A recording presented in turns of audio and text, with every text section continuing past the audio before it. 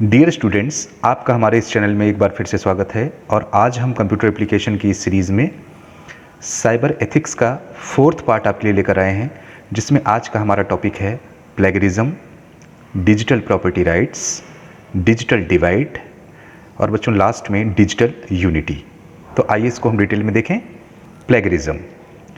The internet has empowered us to find information on almost any subject। बच्चों, internet हमको एक ऐसा right देता है, एक ऐसा अधिकार देता है कि हम किसी भी तरह की कोई भी इंफॉर्मेशन इंटरनेट के थ्रू सर्च कर पाएँ। However, the ease of availability of information does not mean that we are free to use it in any way we like। बच्चों, इसका मतलब ये नहीं होता है कि हम इंटरनेट का यूज़ करके फ्री में किसी भी तरह की कोई भी इंफॉर्मेशन एक्सेस कर पाए। Plagiarism refers to an act of using others ideas and works without acknowledging the source of those ideas and works. बच्चों, प्लेगरिज्म एक ऐसे अधिनियम को इंडिकेट करता है, अगर आप किसी के दूसरे के आइडियाज़ को या किसी दूसरे के वर्क को आप यूज़ करना चाहते हैं या एक्सेस करना चाहते हैं, तो उसके सोर्स को आपको आइडेंटिफाई करना पड़ेगा। Plagiarism is a serious offence that results in severe penalties. बच्चों, प्लेगरिज्म जो होता है वो एक गंभीर अपराध माना जाता है, जिसके बदले में आपको दंड मिल सकता है। इसलिए हमको प्लेगरिज्म से बचना चाहिए। In order to avoid plagiarism one needs to obtain written permission from the copyright owner.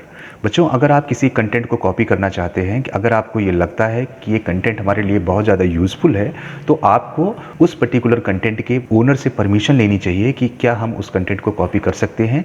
अगर वो रिटन आपको परमिशन देता है, हाँ आप हमारे कंटेंट को यूज़ कर सकते हैं, तब आप उसके कंटेंट को यूज़ करिए, नहीं तो आप उसको अवॉइड करिए। ठीक है। यहाँ पे बच्चों नीचे इस पिक्चर में देखिए, प्लेगरिज्म के सामने क्या लिखा है? The act of presenting another's works or ideas as your own. बच्चों, यहाँ पे एक स्टूडेंट बैठा हुआ है जो किसी बुक में से कोई कंटेंट कॉपी कर रहा है अपने पेपर पे, और उसको ये दिखाना चाह रहा है कि हमारा अपना खुद का कंटेंट है। ठीक है बच्चों, किसी तरह का भी कोई कंटेंट अगर हम कॉपी करते हैं किसी पर्टिकुलर वेबसाइट से या किसी पर्टिकुलर ब्लॉग से जिसको किसी और ने राइट किया हुआ है, तो ये प्लेगरिज्म माना जाता है। ठीक है। तो इस तरह से बच्चों, अगर प्लेगरिज्म से आपको बचना है तो किसी के कंटेंट को अगर आप कॉपी करना चाहते हैं तो उसके ओनर से जरूर परमिशन लीजिए आप। ठीक है बच्चों, इस कंप्यूटर से ये जो व्यक्ति यहाँ पे बैठा है वो इसमें से कॉपी कर रहा है और इसके अंदर ये टाइप कर रहा है। ठीक है। तो ये इस तरीके से कोई भी काम अगर आप करते हैं, किसी के कंटेंट को अगर आप कॉपी करते हैं, तो वो प्लेगरिज्म के अंदर आता है। ठीक है। नेक्स्ट टॉपिक बच्चों देखिए, digital property rights. Digital property includes any data stored in the digital format which may be in the form of files, emails, audio, video, images, or even information stored in the internet accounts like social networking accounts, e-shopping accounts, net banking accounts, etc. बच्चों, digital property के अंतर्गत आपकी बच्चों जो digital फाइलें होती हैं, चाहे वो आपके ईमेल्स हो सकते हैं, चाहे ऑडियो फाइल हो सकता है, वीडियो फाइल्स हो सकती हैं, आपके इमेजेस हो सकते हैं, जो आप अपने इंटरनेट अकाउंट्स पे शेयर करते हैं, चाहे वो सोशल नेटवर्किंग अकाउंट्स हो। जैसे बच्चों आप फेसबुक यूज़ करते हैं तो उसके अंदर आपका कंप्लीट डिटेल होता है, आपके पोस्ट होते हैं, कई सारे पिक्चर हम लोग उसके अंदर शेयर करते हैं। जब आप साइन अप करते हो तो आपका जो कंप्लीट डिटेल्स है, आपका नेम, आपका डेट ऑफ बर्थ, आपका जो कंप्लीट डिटेल्स है, वो आप अपने अकाउंट में शेयर करते हैं। अगर ई शॉपिंग की बात किया जाए तो ई शॉपिंग के अंदर बच्चों वहाँ भी हमारा जो अकाउंट जनरेट किया जाता है, तो उस अकाउंट के अंदर भी हमारा कंप्लीट डिटेल होता है, आपका नेम, आपका एड्रेस होता है, आपके डेबिट कार्ड या क्रेडिट कार्ड का आपका कंप्लीट डिटेल इसके अंदर हम लोग स्टोर करते हैं। तो ये भी बच्चों हमारा एक डिजिटल प्रॉपर्टी होता है। अगर आप नेट बैंकिंग को यूज़ करते हो तो उसके अंदर भी बच्चों हमारा कंप्लीट डिटेल इसके अंदर भी स्टोर होता है। तो ये सब बच्चों हमारे डिजिटल प्रॉपर्टी कहलाते हैं। The internet service provider has a contract with the internet holder which assure the privacy of digital property. बच्चों, इंटरनेट सर्विस प्रोवाइडर जो होते हैं वो अपने यूज़र्स को एश्योर कर देते हैं कि हम आपकी डिजिटल प्रॉपर्टी को पूरी तरीके से सेफ रखेंगे। ठीक है।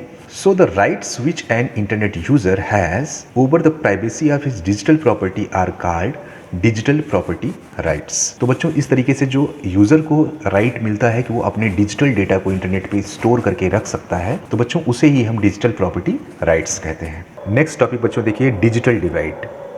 Digital divide refers to the gap between people who have knowledge as well as access to products of modern information technology such as mobile phones, computers and the internet, and those who do not access and are the knowledge to use these devices and technologies।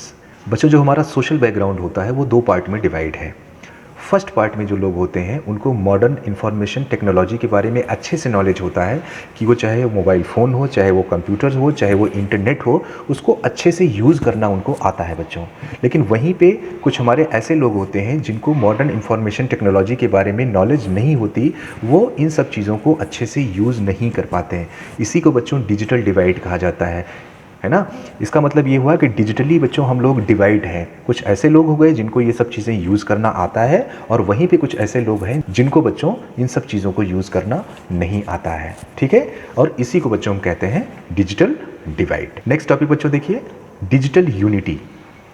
Digital unity refers to providing the same opportunities to all sections of people to access information technology and know how to use it। बच्चों digital unity सभी वर्ग के लोगों के लिए एक opportunity provide कराती है कि वो बच्चों इंफॉर्मेशन को एक्सेस कर पाएँ और उसको यूज़ कैसे करना है वो अच्छे से उसको सीख पाएँ। ठीक है, to bridge the digital divide following measures can be taken. बच्चों फर्स्ट पॉइंट इसका देखिए, one of the ways to shorten the digital gap is to make digital technology affordable. The telecom companies should be encouraged to come out with the low priced products like tablets and smartphones which are within the reach of people from low income group also. बच्चों telecom कंपनियों को encourage करना चाहिए कि वो लो priced product को भी launch करें, चाहे वो टैबलेट्स हों, चाहे वो स्मार्टफोन्स हों, है ना। जिससे क्या होगा कि जो हमारे लो इनकम ग्रुप्स वाले लोग हैं वो भी इसको यूज़ कर पाएँ और बच्चों वो इंफॉर्मेशन टेक्नोलॉजी से जुड़े। बच्चों नेक्स्ट पॉइंट देखिए, bringing the awareness about technology and it's use should start at the primary level of the school. बच्चों टेक्नोलॉजी के बारे में अवेयरनेस जो होती है वो प्राइमरी लेवल पे ही स्कूल में शुरू होनी चाहिए। नेक्स्ट पॉइंट देखिए, if you have an old computer donate it to someone who cannot buy a computer. बच्चों बहुत सारे ऐसे लोग होते हैं जो कंप्यूटर, स्मार्टफोन या लैपटॉप को परचेज़ नहीं कर सकते हैं, उनकी हालत ऐसी नहीं होती है, तो उनको आप अपने पुराने कंप्यूटर को डोनेट कर सकते हैं जिससे वो इंफॉर्मेशन टेक्नोलॉजी से अवेयर हो पाएँ और टेक्नोलॉजी क्या होती है, उसका यूज़ कैसे किया जाता है, उसको वो अच्छे से जान पाएँ। ठीक है बच्चों, आज का ये आपका होम असाइनमेंट है जिसमें आज का फर्स्ट क्वेश्चन है what do you mean by digital property rights, और आज का बच्चों सेकंड क्वेश्चन है व्हाट इज़ प्लेगरिज्म। तो आशा करता हूँ बच्चों ये वीडियो लेक्चर आपको अच्छे से समझ में आ गया होगा। अगर किसी क्वेश्चन में कोई प्रॉब्लम होती है तो आप हमसे कमेंट करके पूछ सकते हैं। Thanks for watching.